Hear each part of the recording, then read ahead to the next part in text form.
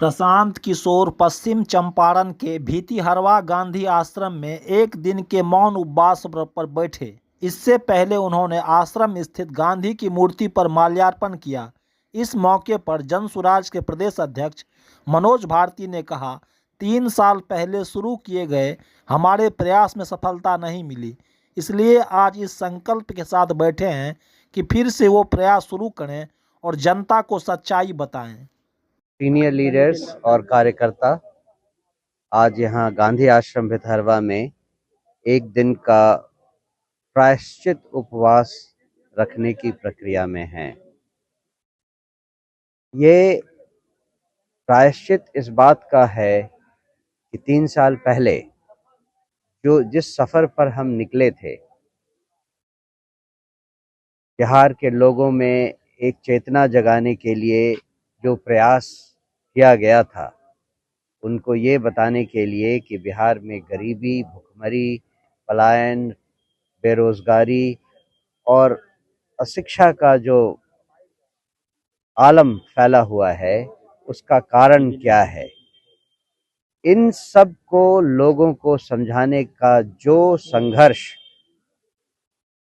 3 साल पहले से शुरू हुआ था, उसके उपरांत हमने ये पाया इस आम चुनाव में कि जनता ने जनसुराज का वो संवाद या तो समझा नहीं या सुना नहीं। जो वर्डिक्ट, जो नतीजा आया है, जो समझ जनता ने दिखाई है, उससे यही पता चलता है कि जनसुराज अपने उस अभियान में असफल रही है। हम इस बात में सफल नहीं हो पाए कि लोगों को बिहार की सही हालत, इस हालत से निकलने का सही रास्ता और सही तरीका बता सकें। तो ये प्रायश्चित इस बात का है कि हम एक बार फिर से उसी प्रयास को शुरू करेंगे, जिससे कि लोगों को सही सही स्थिति बताया जा सके और उसके उपरांत उनको एक बार ये मौका फिर मिले कि बिहार के भविष्य को बदलने का एक तरीका निकले,